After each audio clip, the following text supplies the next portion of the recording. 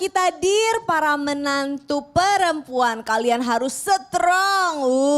Ustadz, ini ada video tayangan lagi nih tentang menantu kaya disanjung, menantu miskin diasingkan. Subhanallah, kayak apa ini dia? Ulala, mau komentarnya saya takut. Dia gini. Nggak komentar, harus komentar. Sebenarnya gini, semua memiliki kelebihan. Mungkin dia kekurangan harta, tapi dia punya banyak waktu. Betul. Betul tidak? Betul. Mungkin dia, mohon izin, tidak punya materi, tapi dia punya akhlak. Betul. Jadi semua punya bagiannya masing-masing. Makanya kita harus berlaku adil. Tidak boleh membeda-bedakan menantu, harus semuanya sama. Betul. Dan menantu yang dibeda-bedakan dalam artian disanjung dibanding yang tidak disanjung, harusnya mengangkat menantu yang lain, ipar yang lain untuk disejajarkan sama dia. Karena Allah pasti menciptakan manusia berbeda-beda. Berbeda-beda. Ada tujuannya. Ada tujuannya. Kalau Allah mau, Allah bisa menyamaratakan semuanya. Untuk saling kenal mengenal, untuk saling baik, untuk saling menutupi. Gitu, jadi ya memang pasti ada alasannya. Pasti ada alasannya. Jadi nggak mungkin ada ini si paling soleha, Nggak ada. ini si paling Semua kaya, sepadan. si paling ini, si paling ini gitu ya. Nah sama seperti Indonesia kita ini, dari Sabang sampai Merauke harus satu kesatuan nih. Makanya kita saksikan dulu yuk lagu kebangsaan kita Indonesia Raya. Silakan. Kembali lagi ke Islam itu Indah Jamaah. Iya. Oh jamaah. Iya. Alhamdulillah. Ustadz Syam, demi menjaga hati dan kewarasan nih, ada yang bilang katanya dengan mertua dan ipar itu jangan terlalu masuk dalam keluarga suami. Emang benar. Kan Ustadz Maulana udah bilang, jangan satu atap. Tapi kalau di Islam dibolehkan gitu menantu jaga jarak sama mertua untuk menghindari konflik. Ntar dibilangnya sombong lagi. Tapi kalau kita dekat sama keluarga suami kan ada bagusnya juga gitu. Tapi gimana sih sebenarnya bingung. Gimana kalau tadi Caca ngasihnya gimana ngasihnya? Silang. Iya aku Gimana? diajarin sama mamaku karena mamaku yang ngajarin. Begitu aku nikah, kamu tuh besok-besok ya kalau ngasih tuh silang. Jadi kalau aku ngasih ke mertua, pokoknya kalau aku dan suami mau ngasih ke mertua, apapun itu, bentuknya apapun itu aku yang kasih. Ke mertua. Ke mertua, mau barang, makanan, atau apapun itu. Itu hanya berlaku bagi suami istri yang sama-sama berpenghasilan. Kalau istrinya tidak berpenghasilan lalu dia yang Lah ngasih. kan aku tidak berpenghasilan. Pasti mertuanya bilang, ih uang anakku dikuasai dia semua. Lo enggak dong, Kenapa dia ya yang kan ngasih aku ke gak berpenghasilan gitu. lah termasuknya lah. Ini bukan berpenghasilan. Ya dibandingkan suamiku lah, ya kan? Siap. Enggak lah gitu, masa Sepakat. oleh-oleh. Yuk silakan ya.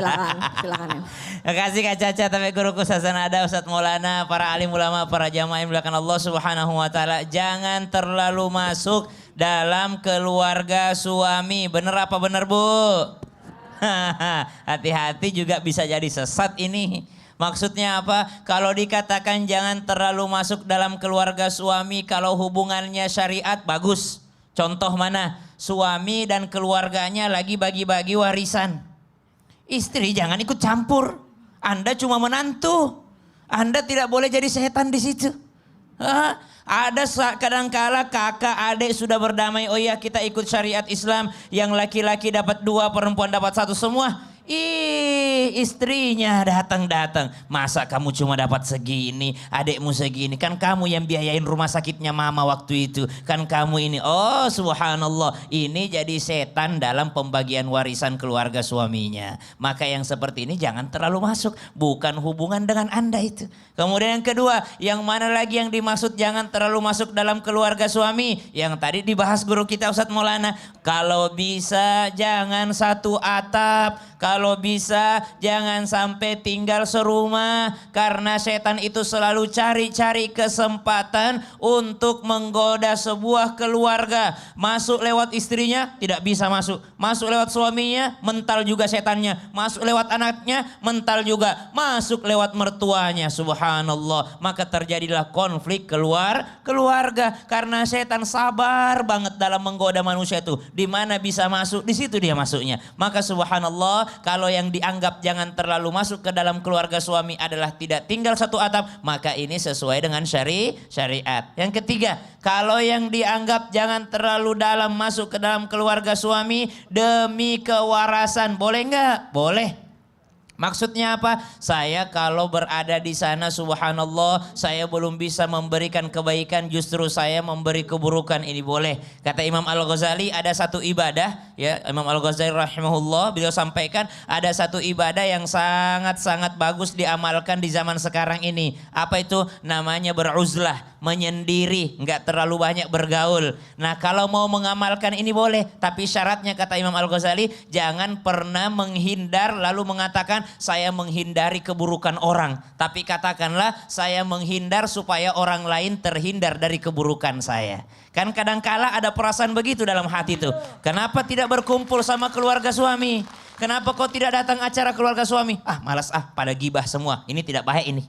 Tidak baik. Kenapa? Berarti Anda merasa diri Anda itu suci, di keluarga suami tidak suci. Tapi kalau mengatakan, kenapa tidak gabung? Saya takut kalau saya ke sana saya ngajakin orang gibah. Nah ini bagus.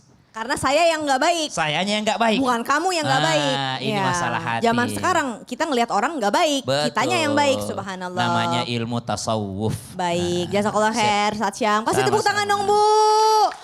Ustadz Maulana, yuk langsung aja kita masuk ke segmen Tanya Dong Ustadz. Kami semua tanya dong Ustaz. Yuk nih kita langsung mau masuk ke segmen Tanya Dong Ustadz. Langsung nih kita mau lihat nih pertanyaan Udah. yang ada di Instagramnya Islam Itu Indah. Nih dari Katman Suci, Assalamualaikum Ustadz, mau bertanya. Kan saya tinggal SMA sama mertua sekarang nih. Karena saya mikir mertua saya sudah tua dan anak-anak pada keluar kota semua, nggak ada yang tinggal bareng mertua. Tapi setelah kami memutuskan tinggal bareng, ya kami di sini, tapi ada kayak masalah di sini kan saya sedih karena rumah saya di Sumatera dan sekarang saya tinggal di Jawa dan saya di sini nggak ada siapa-siapa. Tapi alhamdulillah suami selalu berpihak ke saya. Ustadz izin, Ustadz saya harus gimana? Intinya dia sedih lah udah tinggal sama mertua nih Ustadz Maulana. Mohon izin, ada 3 anak, 2 yang tidak tinggal sama mertua, maksudnya orang tua, 1 yang menjaga orang tua. Beda kasusnya ini. Kasus tinggal sama mertua jatuhnya berbakti mengurus orang tua karena sudah lanjut usia. Ini namanya Allah maafkan. Ulangi, Allah maafkan. Karena konflik akan terjadi kalau kita tinggal sama mertua. Jatuhnya merawat orang tua ya. Maka saya mau nanya, siapa yang berpeluang berdosa? 2 anak ini atau 1? Yang merawat. 2 anak ini. 1. Yang 1 ini yang merawat, yang 2 tidak. Yang 1 yang merawat. Yang satu yang Ya. merawat. Peluang banyak dosa adalah ini. Anak yang merawat orang tua. Tapi ketahuilah engkau dapat pahala umroh tiap hari. Karena mengurus orang tua. Siapa yang memandang wajah orang tua tersenyum, kita tersenyum, maka dua-duanya dapat pahala umroh. Makanya jangan pernah berkata aku tidak mau rawat. Karena itu pahala besar. Meskipun pada posisi orang sebenarnya tidak boleh tinggal sama mertua. Tapi kalau mengurus mertua atau orang tua yang tidak kategori sudah lanjut usia. Justru itu jadi kewajiban kita untuk supaya suami bisa berbakti kepada orang tuanya. Itu kesempatan. Atau kita membantu suami untuk berbakti sama orang tuanya. Jadi seperti itu.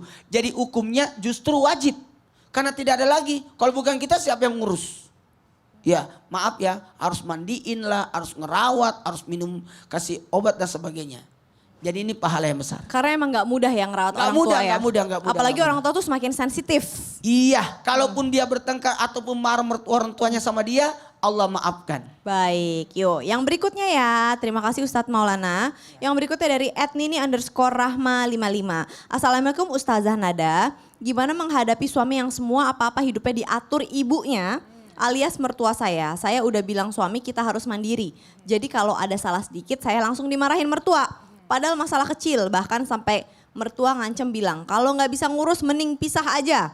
Saya nggak mau ribut sama mertua wanita saya. Mohon pencerahannya, silahkan. Masya Allah. Nah ini nih tadi yang udah dibahas sebelumnya. Bahwa ketika seorang ibu ataupun ayah yang ikut campur kepada anak-anak yang sudah menikah, maka disitulah sumber dasar dari permasalahan. Wahai mertua, jangan terlalu kepo sama urusan anak-anak. Udah biarin aja, serahin aja. Kenapa? Karena untuk pembelajaran dia menjadi dewasa.